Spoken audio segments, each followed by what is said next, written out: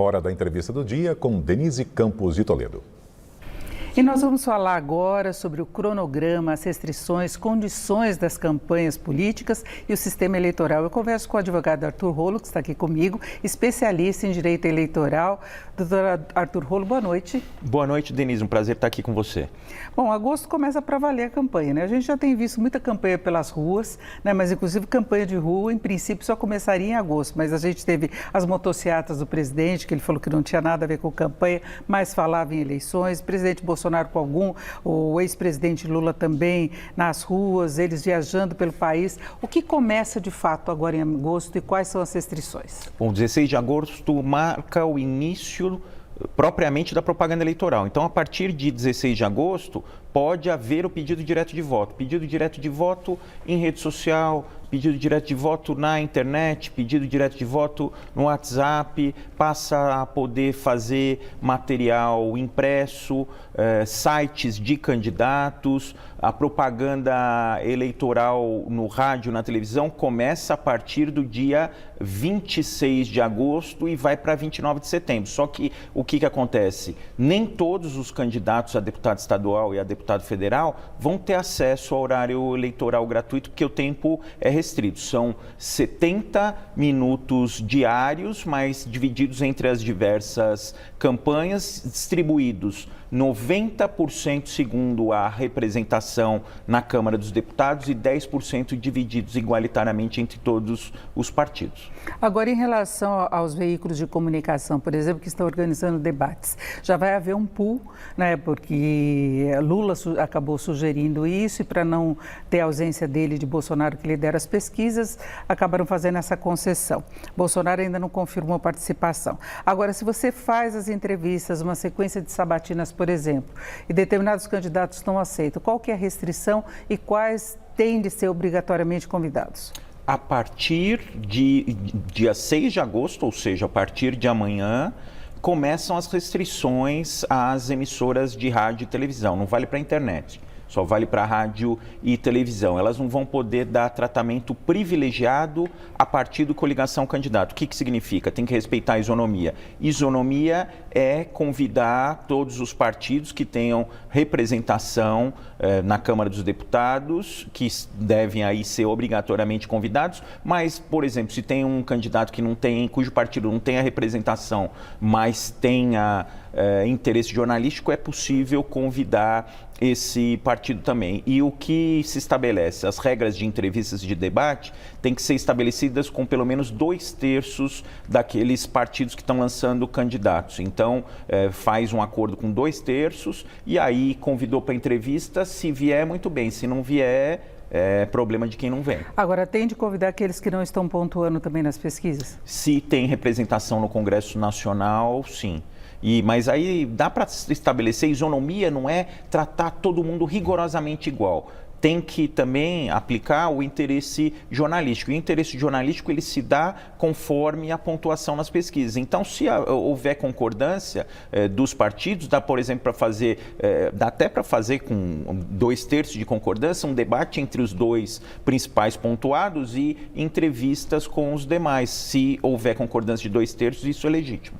Agora, em relação aos candidatos, a gente estava falando dessa questão de tempo, mas tem também limite de verbas, não é? Eles podem conseguir até doações, tem de ser de pessoas físicas, mas tem limite de gasto para cada candidatura, dependendo, por exemplo, presidente é diferente de governador. Sim, sim. Para cada governador tem um limite, para a presidência da República tem um limite, tem um valor para primeiro turno, um valor para segundo turno, valores para campanhas de deputados, deputado federal mais, deputado estadual menos, e esses limites que saem numa tabelinha do Tribunal Superior Eleitoral, eles têm que ser rigorosamente observados. Gastos acima desse limite são considerados abuso do poder econômico e não entram nesses limites gastos com advogados e contadores, mas esses limites têm que ser observados. Agora, a gente está falando de tudo que corre certinho em relação às campanhas eleitorais. Agora, tem um grande problema que são as fake news.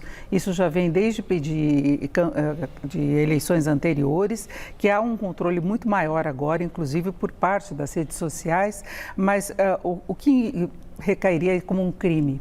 Bom, a gente teve o precedente aí recente do Francisquini, deputado estadual lá do Paraná, que foi cassado por ter falado na última eleição sobre o sistema eleitoral, e a live dele viralizou, teve inúmeros acessos. Então, a grande novidade dessa eleição é uma disposição da resolução do Tribunal Superior Eleitoral que diz o seguinte, que não pode fazer fake news relacionada ao processo eleitoral. E, dependendo de como for feita e quem fizer, isso pode configurar, sim, abuso. E abuso gera a cassação do registro, gera a cassação do diploma, que é a medida mais séria que existe em termos de direito eleitoral. E também não pode haver a divulgação de notícias falsas. E a novidade também é que o candidato é objetivamente responsável pela veracidade do conteúdo que ele divulga. Então não tem esse negócio, eu não sabia.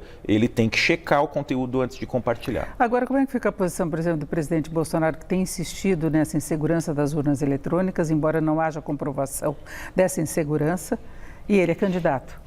Vamos ver se ele continua nessa toada. Por enquanto, a gente tem uma anterioridade muito grande ainda das eleições e ele pode ser desmentido, inclusive vem isso acontecendo, ele vem sendo desmentido pelo Tribunal Superior Eleitoral e pelos ministros do TSE, do Supremo Tribunal Federal. Mas se ele continuar nessa toada, com base no precedente Francisquini, ele corre risco de cassação. Mas eu tenho certeza absoluta que vai ser ele protocolar o pedido de registro de candidatura dele e os partidos vão entrar, os adversários vão entrar com pedidos de abuso contra a candidatura dele, um dos quais vai ser relacionado a essas fake news relativas ao processo eleitoral. E a gente pode ter continuidade dos embates, inclusive porque Alexandre de Moraes vai assumir o TSE e é um ministro que tem levado adiante um processo de fake news que envolve o presidente Bolsonaro, entre outros acusados ou suspeitos, né?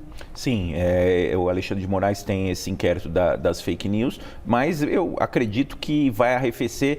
O Exército, inclusive, tem vistoriado a urna eletrônica, o código-fonte, etc., né, o Ministério da Defesa. Então, eu tenho para mim que essas questões vão se dissipando até o período eleitoral propriamente dito. Bom, nós temos a discussão ainda em aberto, mas o TRE de Minas Gerais cassou o mandato do deputado André Janones e de outros parlamentares do Avante por entender que houve fraude no preenchimento da cota feminina, que é um ponto em particular dessas eleições, não é? Com certeza tem que ter 30% de candidatura de cada sexo. Hoje é mais difícil de conseguir mulheres e existe, infelizmente, fraude nessa escolha de mulheres. Às vezes a mulher não quer se candidatar, às vezes tem alguma que quer se candidatar que não é escolhida e outra que não quer se candidatar é usada como candidata laranja, como a gente conhece verba no popular, só para ter verba. Às vezes ela é vinculada a um candidato a deputado federal, por exemplo, se ela é candidata a deputado estadual, é vinculada a um candidato a deputado federal para ajudar com aquela verba feminina esse candidato a deputado federal. Então, toda vez que existe esse tipo de fraude,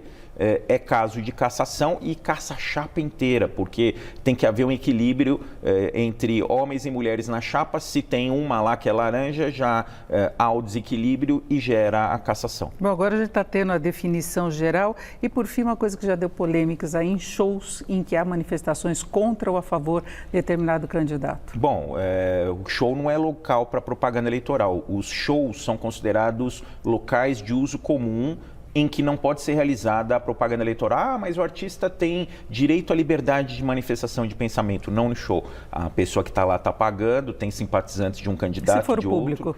Se for o público, aí não tem muito como evitar, e são manifestações populares. Mas se houver o incitamento por parte do artista, que às vezes o público se manifesta a partir do incitamento do artista, aí o artista e o promotor do show podem ser punidos. Perfeito, nós ouvimos aqui os esclarecimentos do advogado Arthur Rolo, que é especialista em direito eleitoral. Eu agradeço muito sua participação. Obrigada. Eu que agradeço. Muito obrigado. Vocês.